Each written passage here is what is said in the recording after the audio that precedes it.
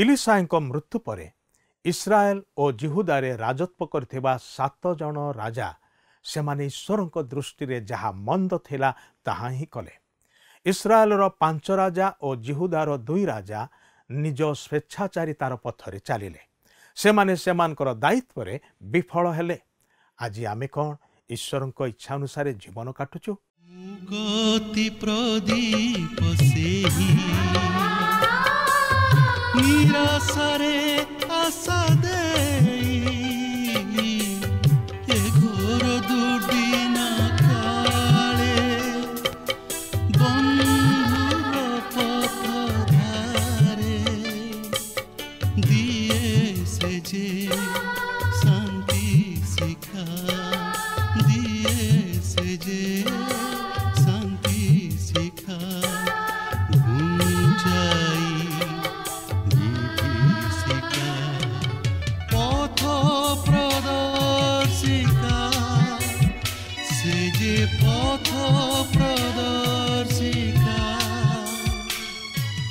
ପଥ ପ୍ରଦର୍ଶିକା ପଥ ପ୍ରଦର୍ଶିକା। ଦର୍ଶକ ବନ୍ଧୁ ନମସ୍କାର। ପ୍ରଭୁ ଯୀଶୁ ଖ୍ରୀଷ୍ଟଙ୍କର ମଧୁର ନାମରେ ଆପଣଙ୍କୁ ପଥ ପ୍ରଦର୍ଶିକା କାର୍ଯ୍ୟକ୍ରମକୁ ସ୍ୱାଗତ କରୁଅଛି। ଆପଣ ଆଜି କେମିତି ଅଛନ୍ତି? ମୁଁ ବିଶ୍ୱାସ କରେ ପ୍ରଭୁଙ୍କର ଦୟା ଏବଂ ଅନୁଗ୍ରହର ପ୍ରଚୁରତା ହେତୁ ଆପଣ ଆପଣଙ୍କର ପରିବାର ଭଲରେ ଅଛନ୍ତି। ଆପଣ ନିୟମିତ ଆମମାନଙ୍କର ଏହି କାର୍ଯ୍ୟକ୍ରମ ଦେଖୁଛନ୍ତି, ଏଥିରୁ ଶିକ୍ଷା ଲାଭ କରୁଛନ୍ତି, ଆତ୍ମିକ ଜୀବନରେ ପ୍ରତ୍ୟେକ ଦିନ ବୃଦ୍ଧି ପାଉଛନ୍ତି। ଆମେ ପ୍ରଭୁଙ୍କୁ ଧନ୍ୟବାଦ ଦେଉଅଛୁ। ଆପଣ ଯଦି ଏପର୍ଯ୍ୟନ୍ତ ଆମ ସାଙ୍ଗରେ ଯୋଗାଯୋଗ କରିନାହାନ୍ତି, ଆପଣଙ୍କର ଅନୁଭୂତିକୁ ଜଣାଇ ନାହାନ୍ତି, ତାହେଲେ ଟିଭି ସ୍କ୍ରିନ୍ରେ ଯେଉଁ ନମ୍ବରଟା ଦେଖୁଛନ୍ତି ସେହି ନମ୍ବରରେ ଆଜି ହିଁ ଆମମାନଙ୍କୁ କଲ୍ କରନ୍ତୁ। ଆପଣଙ୍କ ଫୋନ୍ କଲ୍ର ଅପେକ୍ଷାରେ ଆମମାନେ ଅଛୁ। ପ୍ରିୟ ବନ୍ଧୁ, ଆମମାନଙ୍କର ଅଧ୍ୟୟନରେ ଯେତେବେଳେ ଆମମାନେ ଦ୍ୱିତୀୟ ରାଜାବଳୀ ତାର 13 ପର୍ବର ଏବଂ 14 ପଦକୁ ଆସୁ, ଆମେ ଦେଖୁ ଇଲିଶାଙ୍କର ଶେଷ ଅବସ୍ଥା। ସେ ପ୍ରାୟ 100 ବର୍ଷରେ ପଦାର୍ପଣ କରିଥିଲେ। ସେ ଏଲିୟଙ୍କ ସେବା କାର୍ଯ୍ୟ ପରେ ତାହାଙ୍କର କାର୍ଯ୍ୟକୁ ଆଗକୁ ନେବାର ଦାୟିତ୍ୱ ନେଇକି ସେ ଆଗକୁ ବଢ଼ିଲେ। ଇଲିଶାଏ ତାହାଙ୍କର ଜୀବନକାଳ ମଧ୍ୟରେ ଅନେକ ରାଜାଙ୍କର ଉତ୍ଥାନ ଓ ପତନ ଦେଖିଛନ୍ତି। ସେମାନଙ୍କ ମଧ୍ୟରେ ଜୋୟାସ ଥିଲେ ଜଣେ।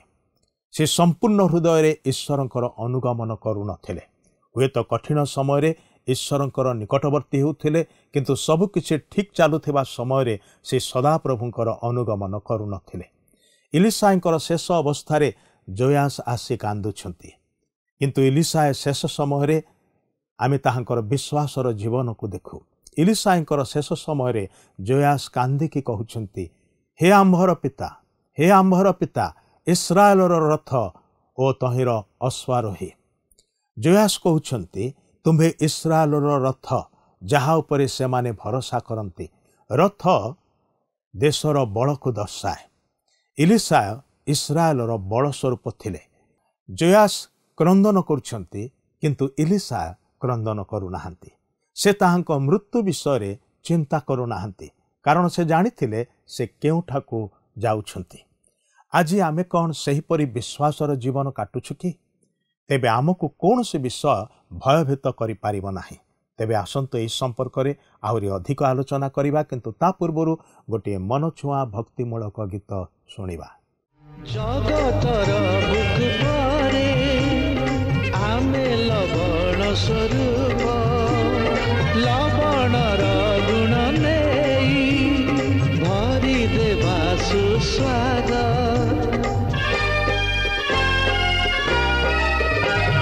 ଜଗତର ବୁକୁ ପରେ ଆମେ ଲବଣ ସ୍ୱରୂପ, ଲବଣର ଗୁଣ ନେଇ ଭରି ଦେବା ସୁସ୍ୱାଦ। ଅନ୍ଧକାର ଦୁନିଆରେ ଯୀଶୁଙ୍କର ଜ୍ୟୋତି ବଳେ, ଅନ୍ଧକାର ଦୁନିଆରେ ଯୀଶୁଙ୍କର ଜ୍ୟୋତି ବଳେ, ଅବିରତ ଜଳୁଥିବା, ଅବିରତ ଜଳୁଥିବା।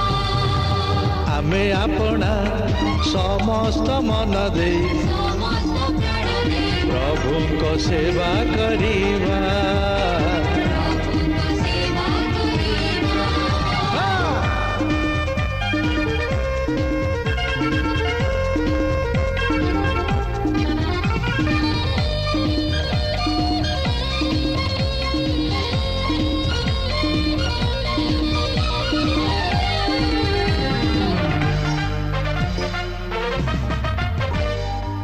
ପ୍ରଭୁଙ୍କ ବାକ୍ୟ।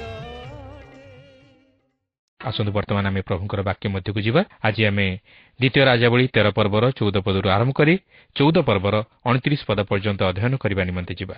ମୋର ଅନୁରୋଧ, ଆପଣଙ୍କ ନିକଟରେ ଯଦି ପବିତ୍ର ବାଇବଲ ଅଛି ତାହେଲେ ମୋ ସହିତ ଖୋଲନ୍ତୁ ଓ ଅଧ୍ୟୟନ କରନ୍ତୁ। ଯଦି ନାହିଁ ତାହେଲେ ଆରମ୍ଭରୁ ଶେଷ ପର୍ଯ୍ୟନ୍ତ ମନୋଯୋଗର ସହିତ ଶୁଣନ୍ତୁ। ତାହେଲେ ଆପଣ ପବିତ୍ର ବାଇବଲ ମଧ୍ୟରୁ ଅନେକ ନିଗୂଢ଼ ବିଷୟମାନେ ଶିକ୍ଷା କରିବାକୁ ପାରିବେ। ତେବେ ଆପଣଙ୍କର ମନେ ଥିବ ଯେ ଗତ ପାଠରେ ଆମେ ଇସ୍ରାଏଲ ରାଜ୍ୟ ବିଷୟ ନେଇ ଅଧ୍ୟୟନ କରିଥିଲୁ ଓ ଜେହୋୟାହାଜଙ୍କ ପରେ ତାହାଙ୍କ ପୁତ୍ର ଜୋୟାସ ରାଜ୍ୟ କଲେ ଓ ଜୋୟାସଙ୍କ ପରେ ଜାରବ୍ୟାମ ଇସ୍ରାଏଲ ସିଂହାସନର ଅଧିକାରୀ ହେଲେ। କିନ୍ତୁ ଏହି ସମୟରେ ଅହସ୍ୟଙ୍କର ପୁତ୍ର ଜୋୟାସ ମଧ୍ୟ ଜିହୁଦା ରାଜ୍ୟ ଉପରେ ରାଜତ୍ୱ କରୁଥିଲେ। ଆଜି ଆମେ ଏହି ଦ୍ୱିତୀୟ ରାଜାବଳୀ 13 ପର୍ବର ଅବଶିଷ୍ଟାଂଶ ମଧ୍ୟରେ ଅର୍ଥାତ୍ 14ରୁ 25 ପଦ ମଧ୍ୟରେ ଇଲିସାୟ ଭବିଷ୍ୟତ ବକ୍ତାଙ୍କ ପ୍ରତି ଟିକେ ଦୃଷ୍ଟି ଦେବା। ଏହି ଅବଶିଷ୍ଟାଂଶ ମଧ୍ୟରେ ତାହାଙ୍କର ମୃତ୍ୟୁ ଓ ତାହାଙ୍କର ଭାବବାଣୀ ସଫଳ ହେବାର ଆମେ ଲକ୍ଷ୍ୟ କରିବାକୁ ପାରିବା। ଦେଖନ୍ତୁ 13 ପର୍ବର 14 ପଦରେ ଏହିପରି ଲେଖା ଅଛି, ଇଲିସାୟ ଯେଉଁ ପୀଡ଼ାରେ ମଲେ ସେହି ପୀଡ଼ାରେ ପୀଡ଼ିତ ହୁଅନ୍ତେ ଇସ୍ରାଏଲର ରାଜା ଜୋୟାସ ତାଙ୍କ ନିକଟକୁ ଆସି ତାଙ୍କ ଉପରେ ରୋଦନ କରି କହିଲେ, ହେ ଆମ୍ଭପିତ, ହେ ଆମ୍ଭପିତ, ହେ ଇସ୍ରାଏଲର ରଥ ଓ ତହିଁର ଅଶ୍ୱାରୋହୀଗଣ। ଦେଖନ୍ତୁ, ଜୋୟାସଙ୍କର ରାଜତ୍ୱ ସମୟରେ ଇଲିସାୟ ଭବିଷ୍ୟତ ବକ୍ତା ଅସୁସ୍ଥ ହୋଇପଡ଼ିଲେ ଓ ଏପରିକି ସେ ସେହି ଅସୁସ୍ଥ ଅବସ୍ଥାରେ ହିଁ ମୃତ୍ୟୁବରଣ କଲେ। ମାତ୍ର ଏଠାରେ ଆମେ ଏକ ଚମତ୍କାର ବିଷୟ ଲକ୍ଷ୍ୟ କରୁଅଛୁ। ଇସ୍ରାଏଲର ରାଜା ଜୋୟାସ ତାହାଙ୍କ ନିକଟକୁ ଆସି ତାହାଙ୍କ ନିମନ୍ତେ ରୋଦନ କରୁଅଛନ୍ତି, କାରଣ ଇଲିସାୟ ଭବିଷ୍ୟତ ବକ୍ତା ଇସ୍ରାଏଲ ରାଜ୍ୟର ବଳ ସ୍ୱରୂପ ଥିଲେ। ସେ ସେମାନଙ୍କ ନିମନ୍ତେ ଏକ ଦୁର୍ଗ ସ୍ୱରୂପ ଥିଲେ। ସେ ରାଜାଙ୍କ ପ୍ରତି ସହାୟକ ସ୍ୱରୂପ ଥିଲେ। ଏଲିୟ ଭବିଷ୍ୟତ ବକ୍ତାଙ୍କର ବିଚ୍ଛେଦ ଯଦିଓ ଲୋକମାନଙ୍କୁ ସେତେ ଦୂର ବ୍ୟଥିତ କରିପାରିନଥିଲା, କିନ୍ତୁ ଇଲିସାୟଙ୍କର ବିଚ୍ଛେଦ ଲୋକମାନଙ୍କ ହୃଦୟକୁ ଏକ ଦାରୁଣ ଦୁଃଖ ପହଞ୍ଚାଇଥିଲା। ରାଜା ଜୋୟାସ ମଧ୍ୟ ଇଲିସାୟଙ୍କର ଅସୁସ୍ଥତା ନିମନ୍ତେ ରୋଦନ କଲେ। ଯେହେତୁ ଇଲିସାୟଙ୍କର ଉପସ୍ଥିତି ରାଜାଙ୍କ ମନରେ ଏକ ଦୃଢ଼ ମନୋବଳ ତଥା ଆତ୍ମବିଶ୍ୱାସ ଭରି ଦେଉଥିଲା, ତେଣୁ ଇଲିସାୟ ଭବିଷ୍ୟତ ବକ୍ତାଙ୍କର ଅସୁସ୍ଥତା ନେଇ ସେ ମଧ୍ୟ ଭାଙ୍ଗି ପଡ଼ିଲେ, କାରଣ ଇଲିସାୟ ଈଶ୍ୱରଙ୍କର ଲୋକ ଥିଲେ ଓ ରାଜା ତଥା ଇସ୍ରାଏଲ ରାଜ୍ୟ ପ୍ରତି ବଳ ସ୍ୱରୂପ ଥିଲେ। ଦେଖନ୍ତୁ 13 ପର୍ବର 15 ପଦରେ ଏହିପରି ଲେଖା ଅଛି, ଏଥିରେ ଇଲିସାୟ ତାଙ୍କୁ କହିଲେ, ଧନୁ ଓ ତୀର ଧର। ତହୁଁ ସେ ଧନୁ ଓ ତୀର ଧରିଲେ। ଯେତେବେଳେ ରାଜା ଇଲିସାୟ ଭବିଷ୍ୟତ ବକ୍ତାଙ୍କ ନିକଟକୁ ଆସିଛନ୍ତି ତାହାଙ୍କ ଅସୁସ୍ଥତା ସମୟରେ ତାହାଙ୍କ ପ୍ରତି ସହାନୁଭୂତି ଦେଖାଇବା ପାଇଁ, ସେତେବେଳେ ଇଲିସାୟ ଭବିଷ୍ୟତ ବକ୍ତା କେବଳ ତାହାଙ୍କର ସେହି ସହାନୁଭୂତି ତଥା ଉପହାର ଗ୍ରହଣ କରି ତହିଁରେ ସନ୍ତୁଷ୍ଟ ହୋଇ ନୀରବ ରହିଯାଉନାହାନ୍ତି, ମାତ୍ର ସେ ଈଶ୍ୱରଙ୍କର ଲୋକ ହୋଇଥିବାରୁ ଈଶ୍ୱରଙ୍କ ସମ୍ବାଦ ରାଜାଙ୍କ ପ୍ରତି ପ୍ରକାଶ କରୁଅଛନ୍ତି। ସେ ରାଜାଙ୍କୁ କହୁଛନ୍ତି, ଧନୁ ଓ ତୀର ଧର। କେବଳ ସେତିକି ନୁହେଁ, ସେ ଆହୁରି ମଧ୍ୟ କହନ୍ତି, ଯାହାକି 16ରୁ 17 ପଦ ମଧ୍ୟରେ ଲେଖା ଅଛି, ତେବେ ଇଲିସାୟ ଇସ୍ରାଏଲର ରାଜାଙ୍କୁ କହିଲେ, ଧନୁ ଉପରେ ତୁମ୍ଭ ହାତ ଦିଅ। ତହୁଁ ସେ ତହିଁ ଉପରେ ହାତ ଦେଲେ। ସେତେବେଳେ ଇଲିସାୟ ରାଜାଙ୍କ ହସ୍ତ ଉପରେ ଆପଣ ହସ୍ତ ରଖିଲେ। ଆଉ ସେ କହିଲେ, ପୂର୍ବ ଆଡ଼ ଝରକା ଫିଟାଅ। ତହିଁରେ ସେ ତାହା ଫିଟାଇଲେ। ତେବେ ଇଲିସାୟ କହିଲେ, ତୀର ମାର। ତହିଁରେ ସେ ତୀର ମାରିଲେ। ଏଥିରେ ଇଲିସାୟ କହିଲେ, ସଦାପ୍ରଭୁଙ୍କର ଜୟ ତୀର, ଅରାମର ବିପକ୍ଷ ଜୟ ତୀର, କାରଣ ତୁମ୍ଭେ ଅଫେକରେ ଅରାମ୍ୟମାନଙ୍କୁ ନିଃଶେଷ କରିବା ପର୍ଯ୍ୟନ୍ତ ସେମାନଙ୍କୁ ସଂହାର କରିବ। ଏହା ଥିଲା ଇଲିସାୟ ଭବିଷ୍ୟତ ବକ୍ତାଙ୍କର ଭାବବାଣୀ। ଜୋୟାସ ଯେପରି ତାହା ଜାଣିବାକୁ ପାରନ୍ତି, ଏଥିନିମନ୍ତେ ସେ ତାହା ଜୋୟାସଙ୍କୁ ଜଣାଇଦେଲେ, କାରଣ ଜୋୟାସ ଯଦିଓ ଇଲିସାୟ ଭାବବାଣୀଙ୍କ ସଂସ୍ପର୍ଶରେ ଆସିଥିଲେ, ମାତ୍ର ସେ ବିଶ୍ୱାସରେ ଦୁର୍ବଳ ଥିଲେ। ଈଶ୍ୱର ଯେ ତାହାଙ୍କୁ ଅରାମୀୟମାନଙ୍କ ଉପରେ ଜୟ ପ୍ରଦାନ କରାଇବେ, ଏହା ସେ ବିଶ୍ୱାସ କରୁନଥିଲେ। ମାତ୍ର ଈଶ୍ୱର ଇଲିସାୟ ଭବିଷ୍ୟତ ବକ୍ତାଙ୍କ ମୁଖ ଦ୍ୱାରା ଜୋୟାସଙ୍କୁ ଜଣାଇ ଦିଅନ୍ତି, କିନ୍ତୁ ତଥାପି ଜୋୟାସ ବିଶ୍ୱାସ କରିପାରୁନାହାନ୍ତି। 18-19 ପଦରେ ଲେଖା ଅଛି, ଆହୁରି ସେ କହିଲେ, ତୀର ସବୁ ନିଅ। ତହିଁରେ ସେ ତାହା ସବୁ ନେଲେ। ତହୁଁ ସେ ଇସ୍ରାଏଲର ରାଜାଙ୍କୁ କହିଲେ, ଭୂମିକୁ ଆଘାତ କର। ତହିଁରେ ସେ 3 ଥର ଆଘାତ କରି ନିବୃତ୍ତ ହେଲେ। ଏଥିରେ ପରମେଶ୍ୱରଙ୍କ ଲୋକ ତାଙ୍କ ପ୍ରତି କ୍ରୁଦ୍ଧ ହୋଇ କହିଲେ, ତୁମେ ତ 5 କି 6 ଥର ଆଘାତ କରିଥାନ୍ତ। ତାହା କରିଥିଲେ ତୁମ୍ଭେ ଅରାମକୁ ନିଃଶେଷ କରିବା ପର୍ଯ୍ୟନ୍ତ ଆଘାତ କରିଥାନ୍ତ, ମାତ୍ର ଏବେ ତୁମ୍ଭେ କେବଳ 3 ଥର ଅରାମକୁ ଆଘାତ କରିବ।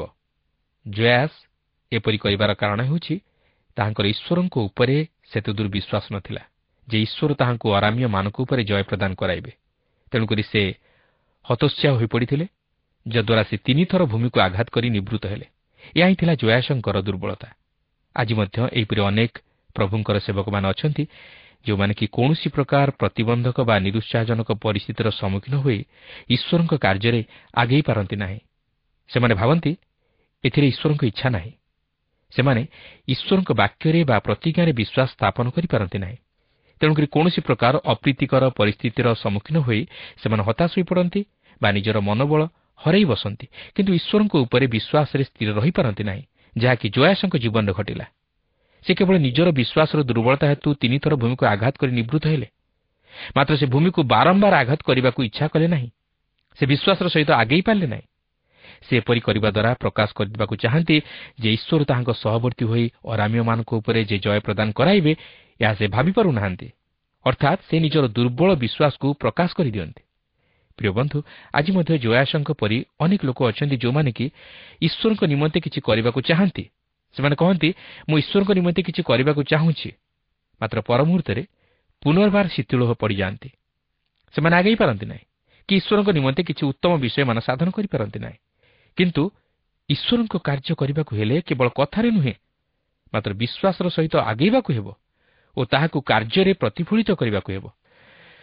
ଏଠାରେ ଆହୁରି ଏକ ବିଷୟ ଲକ୍ଷ୍ୟ କରିବେ, ଯୋଆସ ସେହି ଭୂମିକୁ 3 ଥର ଆଘାତ କରି ତହିଁରୁ ନିବୃତ୍ତ ହେବାରୁ ସେ କେବଳ 3 ଥର ପର୍ଯ୍ୟନ୍ତ ଅରାମକୁ ଆଘାତ କରିବା ନିମନ୍ତେ ସୁଯୋଗ ପାଇଲେ। ମାତ୍ର ସେ ଯଦି 5 କି 6 ଥର ସେହି ଭୂମିକୁ ଆଘାତ କରିଥାନ୍ତେ, ତାହେଲେ ସେ ଅରାମକୁ ନିଃଶେଷ କରିବା ପର୍ଯ୍ୟନ୍ତ ଆଘାତ କରିଥାନ୍ତେ। ମାତ୍ର ତାହାଙ୍କର ଦୁର୍ବଳ ବିଶ୍ୱାସ ହେତୁ ସେ ସେମାନଙ୍କୁ ଅର୍ଥାତ୍ ଅରାମୀୟମାନଙ୍କୁ ନିଃଶେଷ କରିବା ପର୍ଯ୍ୟନ୍ତ ଆଘାତ କରିବା ନିମନ୍ତେ ସମର୍ଥ ହୋଇପାରିଲେ ନାହିଁ। ଏହାପରେ 13 ପର୍ବର 20-21 ପଦ ମଧ୍ୟରେ ଏହିପରି ଲେଖା ଅଛି, ଅନନ୍ତର ଇଲିସାୟ ମରନ୍ତେ ଲୋକମାନେ ତାଙ୍କୁ କବର ଦେଲେ। ସେତେବେଳେ ମୋୟାବୀୟ ଲୁଟକାରୀ ଦଳ ବର୍ଷର ଆରମ୍ଭରେ ଦେଶ ଆକ୍ରମଣ କଲେ। ସେ ସମୟରେ ଲୋକମାନେ ଜଣେ ମନୁଷ୍ୟକୁ କବର ଦେବାବେଳେ ଏପରି ଘଟିଲା ଯେ, ଦେଖ, ସେମାନେ ଏକ ଲୁଟକାରୀ ଦଳକୁ ଦୂରରୁ ଦେଖିଲେ। ତହିଁରେ ସେମାନେ ସେହି ମନୁଷ୍ୟକୁ ଇଲିସାଙ୍କର କବରରେ ପକାଇ ଦିଅନ୍ତେ। ସେ ମନୁଷ୍ୟ ଇଲିସାଙ୍କର ଅସ୍ଥି ସ୍ପର୍ଶ କରିବା ମାତ୍ରେ ସଜୀବ ହୋଇ ଆପଣା ଚରଣରେ ଠିଆ ହେଲା। ଏଠାରେ ଇଲିସାଙ୍କ ସମାଧି ମଧ୍ୟରେ ଏକ ଆଶ୍ଚର୍ଯ୍ୟ ରକମର ଘଟଣା ଘଟିବାର ଆମେ ଲକ୍ଷ୍ୟ କରୁଅଛୁ। ଏପରିକି ମୃତ୍ୟୁରେ ମଧ୍ୟ ଇଲିସାଏ ଭବିଷ୍ୟତ ବକ୍ତା ଜଣେ ଆଶ୍ଚର୍ଯ୍ୟ କର୍ମକାରୀ ବ୍ୟକ୍ତି ଥିଲେ। ସେ ମରିଯାଇଥିଲେ ସତ, ମାତ୍ର ସେହି ମର ଶରୀର ମଧ୍ୟରେ ମଧ୍ୟ ଏକ ଅଲୌକିକ ଶକ୍ତି କାର୍ଯ୍ୟ ସାଧନ କରୁଥିଲା। ବାସ୍ତବରେ ଇସ୍ରାଏଲ୍ ଜାତି ପ୍ରତି ସେ କେତେ ଦୂର ବଳ ସ୍ୱରୂପ ନ ଥିଲେ। ଇଲିସାଙ୍କ ଅସ୍ଥିରେ ମଧ୍ୟ ଈଶ୍ୱରଙ୍କ ଅଲୌକିକ ଶକ୍ତି କାର୍ଯ୍ୟ କରୁଥିଲା, ଯଦ୍ୱାରା ସେହି ମୃତ ଲୋକଟିକୁ ଇଲିସାଙ୍କର କବରରେ ପକାଇ ଦିଅନ୍ତେ। ସେ ମନୁଷ୍ୟ ଇଲିସାଙ୍କର ଅସ୍ଥି ସ୍ପର୍ଶ କରିବା ମାତ୍ରେ ସଜୀବ ହୋଇ ଆପଣା ଚରଣରେ ଠିଆ ହେଲା। ଏଥିରୁ ଆପଣ ଅନୁମାନ କରିପାରୁଥିବେ ଯେ ଇଲିସାଙ୍କ ମଧ୍ୟରେ ଈଶ୍ୱରଙ୍କର ଶକ୍ତି କେତେ ଦୂର କାର୍ଯ୍ୟ ସାଧନ କରୁଥିଲା, କାରଣ ସେ ଈଶ୍ୱରଙ୍କ ଲୋକ ଥିଲେ। ଏହାପରେ 13 ପର୍ବର 22 ଓ 23 ପଦରେ ଆମେ ଦେଖୁ ଯେ ଯଦିଓ ଈଶ୍ୱର ହସାଏଲର ବାକ୍ୟ ଦ୍ୱାରା ଇସ୍ରାଏଲକୁ ଶାସ୍ତି ଭୋଗ କରାଇଲେ ଓ ଅରାମର ରାଜା ହସାଏଲ ଇସ୍ରାଏଲ ପ୍ରତି ଉପଦ୍ରବ କଲା, ମାତ୍ର ଈଶ୍ୱର ସେହି ଶାସ୍ତି ଦୀର୍ଘ ଦିନ ଧରି ଅଧିକରୁ ଅଧିକ ବଢ଼ିବା ପର୍ଯ୍ୟନ୍ତ ଇସ୍ରାଏଲକୁ ଛାଡ଼ିଦେଲେ ନାହିଁ। ମାତ୍ର ଇସ୍ରାଏଲ ପ୍ରତି ତାହାଙ୍କର ପ୍ରତିଜ୍ଞା ଅନୁଯାୟୀ ସେ ସେମାନଙ୍କ ପ୍ରତି ଦୟାଦୃଷ୍ଟି କଲେ ଓ ସେମାନଙ୍କୁ ଅରାମୀୟମାନଙ୍କ ହସ୍ତରୁ ଉଦ୍ଧାର କଲେ, ମାତ୍ର ସେମାନଙ୍କୁ ଆପଣା ଛାମୁରୁ ଦୂର କଲେ ନାହିଁ।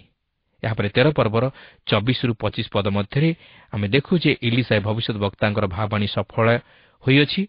ଇଲିସାଏ ଭବିଷ୍ୟତ ବକ୍ତା ଯୋଆସଙ୍କୁ ଯେପରି କହିଥିଲେ ଯେ ତୁମ୍ଭେ 3 ଥର ଅରାମୀୟମାନଙ୍କୁ ଆଘାତ କରିବ, ସେହି ବାକ୍ୟ ଅନୁଯାୟୀ ଯୋଆସ ଅରାମୀୟମାନଙ୍କୁ 3 ଥର ଆଘାତ କରି ଇସ୍ରାଏଲର ସେହି ସକଳ ନଗର ପୁନର୍ବାର ନେଲେ। ଏହାର ଅର୍ଥ ହେଉଛି ଯୋଆସଙ୍କର ବିଶ୍ୱାସ ଅନୁଯାୟୀ ତାହାଙ୍କ ପ୍ରତି ମଧ୍ୟ ସେହିପରି ଘଟିଲା। ସେ 3 ଥର ଭୂମିକୁ ଆଘାତ କରିଥିବାରୁ 3 ଥର ଅରାମୀୟମାନଙ୍କୁ ଆଘାତ କରି ଇସ୍ରାଏଲର ସେହି ସକଳ ନଗର ପୁନର୍ବାର ଅଧିକାର କଲେ। କିନ୍ତୁ ସେ ଯଦି 5 କି 6 ଥର ଭୂମିକୁ ଆଘାତ କରିଥାନ୍ତେ, ତାହେଲେ ସେ ଅରାମକୁ ନିଃଶେଷ କରିବା ପର୍ଯ୍ୟନ୍ତ ଆଘାତ କରିଥାନ୍ତେ। ଠିକ୍ ସେହିପରି ଆମମାନଙ୍କ ଜୀବନ ପ୍ରତି ମଧ୍ୟ ଘଟେ। ଆମମାନଙ୍କର ବିଶ୍ୱାସ ଅନୁଯାୟୀ ମଧ୍ୟ ଆମମାନଙ୍କ ପ୍ରତି ଘଟେ। ଈଶ୍ୱର ତାଙ୍କର ବାକ୍ୟ ମଧ୍ୟ ଦେଇ ଆମମାନଙ୍କ ନିକଟରେ ପ୍ରତିଜ୍ଞା କରିଅଛନ୍ତି ଓ ସେ ମଧ୍ୟ ପ୍ରତିଜ୍ଞାରେ ବିଶ୍ୱସ୍ତ। ମନୁଷ୍ୟ ନିଜର ପ୍ରତିଜ୍ଞାରେ ଅବିଶ୍ୱସ୍ତତା କରିପାରେ, ମାତ୍ର ଈଶ୍ୱର ଅବିଶ୍ୱସ୍ତ ନୁହନ୍ତି। ସେ ସବୁକିଛି ତାହାଙ୍କ ବାକ୍ୟ ମଧ୍ୟ ଦେଇ ଆମମାନଙ୍କ ନିକଟରେ ପ୍ରକାଶ କରିଦେଇଛନ୍ତି। କିନ୍ତୁ ଆମମାନଙ୍କୁ ସେହି ବାକ୍ୟରେ ବିଶ୍ୱାସ କରିବାକୁ ହେବ ଓ ବିଶ୍ୱାସର ସହିତ ଆଗେଇବାକୁ ହେବ। ତାହେଲେ ଆମେ ଆମ ଜୀବନରେ ସଫଳତା ଲାଭ କରିପାରିବା ଓ ଈଶ୍ୱରଙ୍କ ମହତ୍ ଅଭିମତ ଆମମାନଙ୍କ ଜୀବନରେ ସଫଳ ହୋଇପାରିବ। ଈଶ୍ୱର ଆମମାନଙ୍କ ପରି ସାଧାରଣ ମନୁଷ୍ୟମାନଙ୍କ ଦ୍ୱାରା ତାହାଙ୍କର ଅସାଧାରଣ କାର୍ଯ୍ୟମାନ ସାଧନ କରିବେ। ତେଣୁ ବିଶ୍ୱାସ ହେଉଛି ମୂଳ ବିଷୟ। ବିଶ୍ୱାସ ବିନା ତାହାଙ୍କର ସନ୍ତୋଷ ପାତ୍ର ହେବା ଅସମ୍ଭବ। ହଁ, ଆପଣ କହିପାରନ୍ତି ଯେ କେବଳ ପ୍ରଭୁ ଯୀଶୁଙ୍କ ନିକଟରେ ବିଶ୍ୱାସ କଲେ ଆମେ ଉଦ୍ଧାର ପାଇବା, ଆଉ କ'ଣ କେହି ନାହାନ୍ତି? କିନ୍ତୁ ମୁଁ ଏଠାରେ ଦୃଢ଼ ରୂପେ କହିପାରେ ଯେ ପ୍ରଭୁ ଯୀଶୁଙ୍କ ବିନା ଆଉ କାହାଠାରେ ପରିତ୍ରାଣ ନାହିଁ। କାରଣ ସେ ହେଉଛନ୍ତି କେବଳ ମାତ୍ର ଜଣେ ଯିଏକି ପାପୀର ଉଦ୍ଧାର ନିମନ୍ତେ ପ୍ରାଣ ଦେଇ ପ୍ରାୟଶ୍ଚିତ ସାଧନ କରିଛନ୍ତି ଓ ମୃତ୍ୟୁକୁ ଜୟ କରି ତୃତୀୟ ଦିନରେ ଉଠି ଧାର୍ମିକତା ସାଧନ କରିଅଛନ୍ତି। ଓ ସେ ଆଜି ମଧ୍ୟ ଜୀବିତ ଓ ଉଦ୍ଧାର କରିବା ନିମନ୍ତେ ପ୍ରସ୍ତୁତ ଅଛନ୍ତି। ମାତ୍ର ଆମେ ତାହାଙ୍କର ନିକଟବର୍ତ୍ତୀ ହେବା ଆବଶ୍ୟକ। ବର୍ତ୍ତମାନ ଆମେ ଏହି ଦ୍ୱିତୀୟ ରାଜାବଳୀ ପୁସ୍ତକର 14 ପର୍ବ ମଧ୍ୟକୁ ଯିବା। ଏହି 14 ପର୍ବଠାରୁ ଆରମ୍ଭ କରି 16 ପର୍ବ ମଧ୍ୟରେ ପୁନର୍ବାର ଇସ୍ରାଏଲ ଓ ଜିହୁଦାର ରାଜାମାନଙ୍କ ବିଷୟ ନେଇ ଲକ୍ଷ୍ୟ କରିବାକୁ ଯିବା। ଆପଣ ଜାଣିଥିବେ ଯେ ଇସ୍ରାଏଲ ମଧ୍ୟରେ କୌଣସି ଉତ୍ତମ ରାଜା ନଥିଲେ।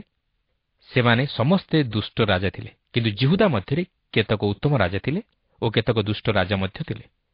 ଓ ତଦନୁଯାୟୀ ସେମାନେ ଈଶ୍ୱରଙ୍କ ଆଶୀର୍ବାଦ ତଥା ଅନୁଗ୍ରହର ଅଧିକାରୀ ହେଲେ। ବର୍ତ୍ତମାନ ଆମେ ଦେଖିବାକୁ ଯିବା ଯେ ଜିହୁଦା ରାଜ୍ୟ ଉପରେ ଯୋଆସଙ୍କ ପୁତ୍ର ଅମତ୍ସିୟର ରାଜତ୍ୱ।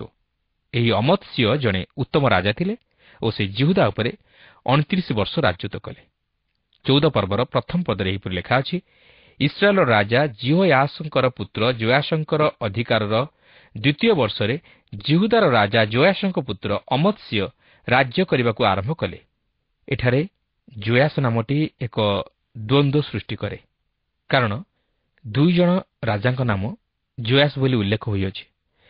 ତେବେ ଦ୍ୱନ୍ଦ୍ୱରେ ପଡ଼ିବାର କୌଣସି କାରଣ ମଧ୍ୟ ନାହିଁ, କାରଣ ଏଠାରେ ଆମେ ଦେଖୁଛୁ ଯେ ଜିହୋୟାସଙ୍କ ପୁତ୍ର ଯୋଆସ ଇସ୍ରାଏଲର ରାଜା ଥିଲେ ଓ ଜିହୁଦାର ରାଜା ଅହସ୍ୟଙ୍କର ପୁତ୍ର ଯୋଆସ ମଧ୍ୟ ଜିହୁଦାର ରାଜା ଥିଲେ।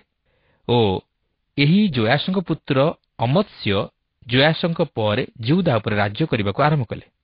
14 ପର୍ବର 2 ପଦରେ ଲେଖା ଅଛି, ସେ ରାଜ୍ୟ କରିବାକୁ ଆରମ୍ଭ କରିବା ସମୟରେ 25 ବର୍ଷ ବୟସ୍କ ଥିଲେ ଓ ସେ ଜେରୁସାଲମରେ 29 ବର୍ଷ ରାଜ୍ୟ କଲେ। ତାଙ୍କ ମାତାଙ୍କର ନାମ ଜିହୋୟଦନ, ସେ ଜେରୁସାଲମ ନିବାସିନୀ ଥିଲେ। ଏଠାରେ ଆମେ ଅମତ୍ସିୟଙ୍କର ମାତାଙ୍କର ପରିଚୟ ପାଉଅଛୁ, ଆଉ ତାଙ୍କର ନାମ ଥିଲା ଜିହୋୟଦନ, କାରଣ ସନ୍ତାନମାନଙ୍କ ନିମନ୍ତେ ସେମାନଙ୍କର ମା'ମାନେ ହେଉଛନ୍ତି ଉତ୍ତରଦାୟୀ।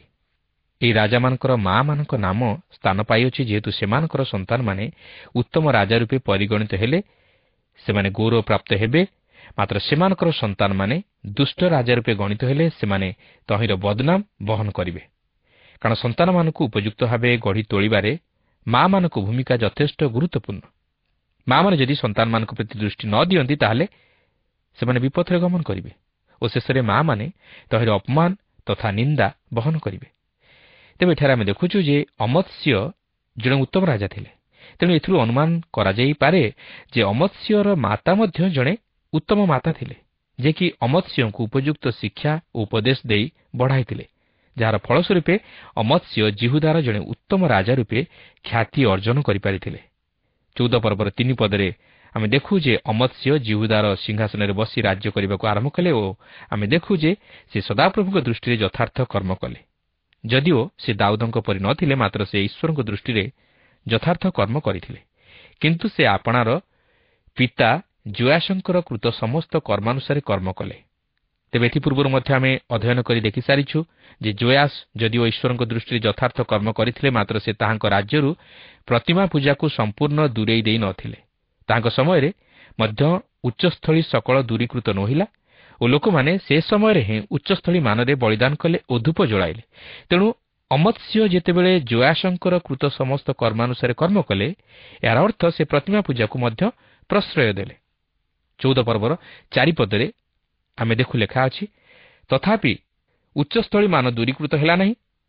ଲୋକମାନେ ସେ ସମୟରେ ହିଁ ଉଚ୍ଚସ୍ଥଳୀ ମାନରେ ବଳିଦାନ କଲେ ଓ ଧୂପ ଜଳାଇଲେ। ଏହା ହିଁ ଥିଲା ପ୍ରତିମା ପୂଜାର କାରଣ। ଅମତ୍ସିୟ ଦେଶ ମଧ୍ୟରୁ ପ୍ରତିମା ପୂଜାକୁ ଦୂର କଲେ ନାହିଁ, କିନ୍ତୁ ପ୍ରତିମା ପୂଜା ପ୍ରଚଳନ କରାଇଲେ, ଯାହାକି ଈଶ୍ୱରଙ୍କର ବିରୁଦ୍ଧାଚରଣ କାର୍ଯ୍ୟ ଥିଲା। ସେ ଯଦିଓ ଈଶ୍ୱରଙ୍କ ଦୃଷ୍ଟିରେ ଯଥାର୍ଥ କର୍ମ କରିଥିଲେ, କିନ୍ତୁ ପ୍ରତିମା ପୂଜାକୁ ପ୍ରଶ୍ରୟ ଦେବା ଦ୍ୱାରା ଠିକ୍ କରିନଥିଲେ। ଏହାପରେ 14 ପର୍ବର 5 ପଦରୁ 7 ପଦ ମଧ୍ୟରେ ଆମେ ଦେଖୁ ଯେ ଅମତ୍ସିୟ ସିଂହାସନର ଅଧିକାରୀ ହେବା ପରେ ତାଙ୍କ ପିତାଙ୍କର ହତ୍ୟାକାରୀ ଦାସମାନଙ୍କୁ ବଧ କଲେ। କିନ୍ତୁ ସେ ଈଶ୍ୱରଙ୍କ ଆଜ୍ଞାକୁ ରକ୍ଷା କରିବାକୁ ଯାଇ ସେହି ହତ୍ୟାକାରୀମାନଙ୍କର ସନ୍ତାନଗଣକୁ ବଧ କଲେ ନାହିଁ, କାରଣ ମୋଶାଙ୍କର ବ୍ୟବସ୍ଥା ପୁସ୍ତକରେ ସଦାପ୍ରଭୁଙ୍କର ଏହି ଆଜ୍ଞା ଲିଖିତ ଆକାରରେ ସ୍ଥାନ ପାଇଥିଲା, ଯଥା ସନ୍ତାନମାନଙ୍କ ପାଇଁ ପିତୃଗଣର ପ୍ରାଣଦଣ୍ଡ ହେବ ନାହିଁ, କିମ୍ବା ପିତୃଗଣ ପାଇଁ ସନ୍ତାନମାନଙ୍କର ପ୍ରାଣଦଣ୍ଡ ହେବ ନାହିଁ, କିନ୍ତୁ ପ୍ରତ୍ୟେକ ଲୋକ ନିଜ ପାପ ଲାଗି ମୃତ୍ୟୁଭୋଗ କରିବ। ଏହି କାରଣରୁ ସେ ତାହାଙ୍କ ପିତାଙ୍କର ହତ୍ୟାକାରୀମାନଙ୍କର ସନ୍ତାନଗଣକୁ ହତ୍ୟା କଲେ ନାହିଁ। ଏହାପରେ ସେ ଲବଣ ଉପତ୍ୟକାରେ ଇଦୋମର 10,000 ଲୋକଙ୍କୁ ବଧ କଲେ ଓ ଯୁଦ୍ଧରେ ସେଲା ନଗର ହସ୍ତଗତ କରି ତହିଁର ନାମ ଜକ୍ତେଲ ରଖିଲେ। ଏହାପରେ 14 ପର୍ବର 8 ପଦରୁ 16 ପଦ ମଧ୍ୟରେ ଆମେ ଲକ୍ଷ୍ୟ କରିବାକୁ ପାରିବା ଯେ ଅମତ୍ସ୍ୟ ଇସ୍ରାଏଲର ରାଜା ଜୋଆସଙ୍କ ବିରୁଦ୍ଧରେ ଯୁଦ୍ଧ କରିବାକୁ ଉଠିଲେ ଓ ଅମତ୍ସ୍ୟ ମଧ୍ୟ ଯୁଦ୍ଧରେ ପରାସ୍ତ ହେଲେ। ଜୋଆସ ଜେରୁସାଲମକୁ ମଧ୍ୟ ଅଧିକାର କରିନେଲେ ଓ ଏହାପରେ ଜୋଆସ ସମରିଆକୁ ଫେରିଗଲେ। କିନ୍ତୁ ଏହି ଜୋଆସଙ୍କର ମୃତ୍ୟୁ ଉତ୍ତାରେ ଜିହୁଦାର ରାଜା ଜୋଆସଙ୍କର ପୁତ୍ର ଅମତ୍ସ୍ୟ ଆହୁରି 15 ବର୍ଷ ବଞ୍ଚିଲେ। କିନ୍ତୁ ଏହି ସମୟରେ ସେହି ଦୁଇ ରାଜ୍ୟ ମଧ୍ୟରେ ଅର୍ଥାତ୍ ଇସ୍ରାଏଲ ଓ ଜିହୁଦା ରାଜ୍ୟ ମଧ୍ୟରେ ଗୃହଯୁଦ୍ଧ ବାରମ୍ବାର ଘଟିଲା। 14 ପର୍ବର 19-22 ପଦ ମଧ୍ୟରେ ଆମେ ଦେଖୁ ଯେ ଅମତ୍ସ୍ୟ ତାହାଙ୍କ ବିରୁଦ୍ଧରେ ଷଡ଼ଯନ୍ତ୍ରକାରୀମାନଙ୍କ ହସ୍ତରୁ ରକ୍ଷା ପାଇବା ପାଇଁ ଲାଖିସ୍କୁ ପଳାଇଲେ। ମାତ୍ର ସେମାନେ ତାହାଙ୍କର ପିଛା କରି ତାହାଙ୍କୁ ଲାଖିସ୍ରେ ବଧ କଲେ ଓ ଏହାପରେ ତାହାଙ୍କର ଶବକୁ ଆଣି ଜେରୁସାଲମରେ ଆପଣା ପିତୃଗଣ ସହିତ ଦାଉଦ ନଗରରେ ତାହାଙ୍କୁ କବର ଦେଲେ। ମାତ୍ର ତାହାଙ୍କ ପଦରେ ତାହାଙ୍କର 16 ବର୍ଷର ପୁତ୍ର ଅସରିୟଙ୍କୁ ରାଜା କଲେ। ଏହି ଅସରିୟ ଏଲତ ନଗର ଦୃଢ଼ କରି ତାହା ପୁନର୍ବାର ଜିହୁଦାର ଅଧୀନକୁ ଆଣିଲେ। ତେବେ ବର୍ତ୍ତମାନ ଆମେ ଇସ୍ରାଏଲ ରାଜ୍ୟ ଉପରେ ଟିକେ ଦୃଷ୍ଟି ଦେବା। ଯେଉଁ ସମୟରେ ଜିହୁଦାର ରାଜା ଜୋଆସଙ୍କର ପୁତ୍ର ଅମତ୍ସ୍ୟ ଜିହୁଦା ଉପରେ ରାଜା ହୋଇଥିଲେ, ସେହି ଅମତ୍ସ୍ୟଙ୍କ ଅଧିକାରର 15 ବର୍ଷରେ ଇସ୍ରାଏଲର ରାଜା ଜୋଆସଙ୍କର ପୁତ୍ର ଜାରବ୍ୟାମ ସମରିଆରେ ରାଜ୍ୟ କରିବାକୁ ଆରମ୍ଭ କଲେ, ଅର୍ଥାତ୍ ସେ ଇସ୍ରାଏଲ ଉପରେ ରାଜ୍ୟ କରିବାକୁ ଆରମ୍ଭ କଲେ ଓ ସେ 41 ବର୍ଷ ରାଜ୍ୟ କଲେ। 14 ପର୍ବର 23-25 ପଦ ମଧ୍ୟରେ ଆମେ ଦେଖୁଛୁ ଜୋଆସଙ୍କର ପୁତ୍ର ଜାରବ୍ୟାମ ଇସ୍ରାଏଲର ରାଜା ହେଲେ ଓ ସେ 41 ବର୍ଷ ରାଜ୍ୟ କଲେ, ଅର୍ଥାତ୍ ସେ ଅନେକ ବର୍ଷ ଧରି ଇସ୍ରାଏଲ ଉପରେ ରାଜ୍ୟ କଲେ।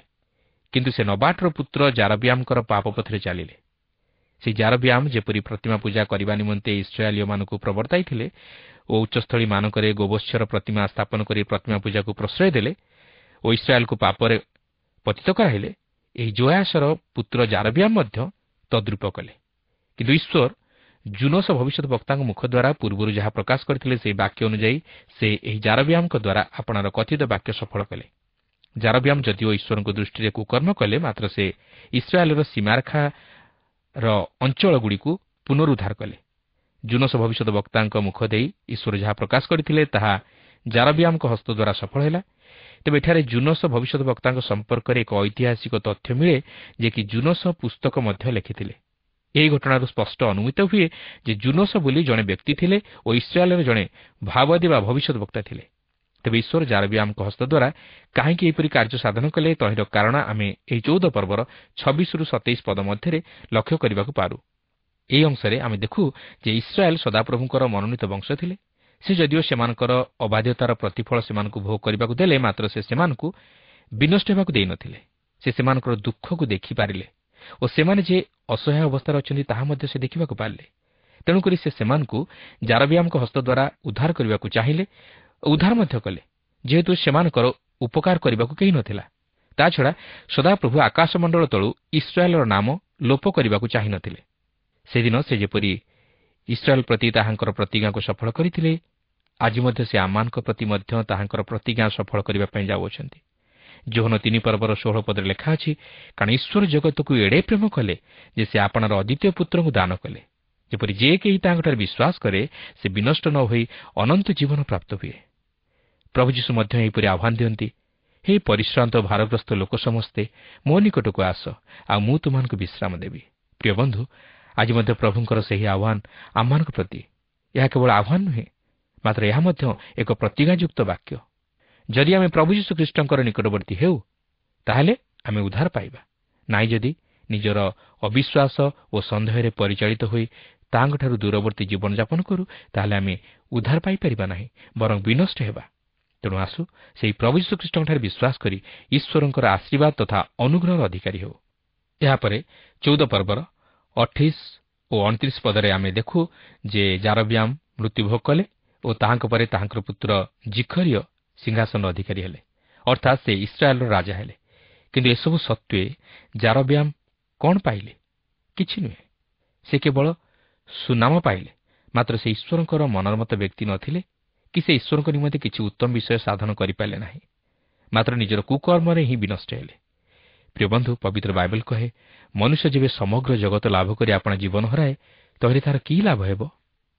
प्रिय बंधु, आपण जदि समुदाय जगत को लाभ करती मात्र आपणकर जीवन को लाभ करें ना, ताले तहरे कि लाभ हेब। आपण जदि निजर सृष्टिकर्ता ईश्वर को हरांती ताले तहरे कि लाभ हेब। आमे समस्ते कहू ईश्वर अछंती और ईश्वर एक, ताहले कोन ईश्वरंकर उद्धारर योजना प्रत्येक मनुष्य निमंते भिन्न नुहे। आमे समस्ते पाप करी ईश्वर महिमारू उणा पड़िअछु और ईश्वर आम प्रत्येक निमंते एक उद्धारर पथ मध्य प्रस्तुत करिअछंती। ताहा होछि प्रभु यीशु ख्रीष्टଙ୍କ क्रूस। ख्रीष्टଙ୍କ बिना आमे पापर उद्धार पाई परिबा नाही कि पवित्र ईश्वरंकर निकटवर्ती होई परिबा नाही। आज आमानकर पाप ईश्वरंकर सहभागितार आमानकु वंचित करिअछि। जदि आमे निजर पापरू न फेरु बा सेई प्रभु यीशु ख्रीष्टଙ୍କ ठारे निजर पाप निमंते अनुताप करी ता स्वीकार न करू, ताले आमे केबे हेले पवित्र ईश्वरंकर सान्निध्य लाभ करि परिबा नाही। ईश्वर पवित्र और से कहती तुमे माने मध्य पवित्र हुओ। तेणु आसु से ख्रीष्टଙ୍କ माध्यमरे पिता ईश्वरଙ୍କ निकटरे पवित्र रूपे गृहीत हेबा निमंते प्रयास करू। प्रभु प्रत्येकଙ୍କୁ आशीर्वाद करंतु। आशा करे आजिर अध्ययनटी आपणकर जीवन पाए आशीर्वादर कारण होईछि। आपण आत्मिक जीवन रे निश्चय उपकृत होईछंती। आमे आज ध्यान देलु जे इलिशा ताहांक जीवनर शेष मुहूर्त रे अछंती, किंतु सेतेबेले मध्य ताहांकर सेवा कार्य से लागी रहिछंती। इलिशा जोयासंक कहिले तुम्भे तीर बाहर करी एही दिगरे मार, कारण सदाप्रभु सही राज्य उपरे तुम्हकु विजय देइछंती। तापरे आमे देखिलु जे इलिशांकर मृत्यु परे इस्राएल एवं जिहुदारे राजत्व करुथवा 7 जन राजा सेमाने ईश्वरଙ୍କ दृष्टि जहा मंद ताहा कले। इस्राएलर 5 राजा एवं जिहुदार 2 राजा आपणार स्वेच्छाचारितार पथरे चलिले। सेमाने सेमानकर दायित्व रे विफल हेले।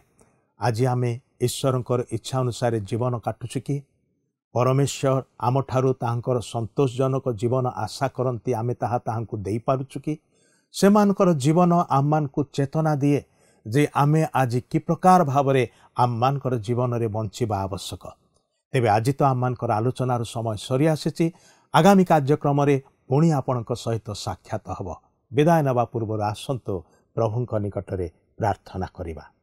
प्रिय प्रभु, इलिशा तुमर दास तुमर भाववादी मृत्यु पर्यंत विश्वस्त भावरे तुमर सेवा कले। आम्मान को से प्रकार मन दियो जेपरि आमाने शेष निश्वास जीवा पर्यंत तुम ठारे विश्वास रे स्थिर रहिबो, तुमर आज्ञा बहबो, तुमर इच्छा अनुसार जीवन काटिबो, तुमर वाक्य को मानिबो। साहाय्य कर। ए प्रार्थना निवेदन प्रभु यीशु ख्रीष्टंकर पवित्र नाम रे उत्सर्ग करूछु। आमेन। बहुत बहुत धन्यवाद। प्रभु आपनको आशीर्वाद करंतु। गत प्रश्नर उत्तरटी हला सी जोयास। आजिर प्रश्नटी हला केउ भविष्यत वक्तांक मृत अस्थि छुईबा द्वारा मृत व्यक्ति जीवित होइथिला? A Elijah, B Elisha, C Nathan, D Samuel. ए प्रश्नर उत्तर आसंता काली संध्या 6टा मध्यरे option A, B, C, D मध्यरु सठिक उत्तर बाछि आपनक नाम और संपूर्ण ठिकाना सहित 9777221415 फोन नंबर रे एसएमएस किंबा व्हाट्सएप द्वारा हमको जणाइबाको अनुरोध।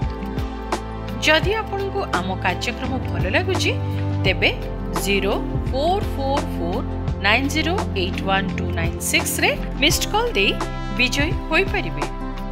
गत सप्ताहर विजय दर्शक बंधु हेले कंधमाल राजकिशोर नायक और परिवार।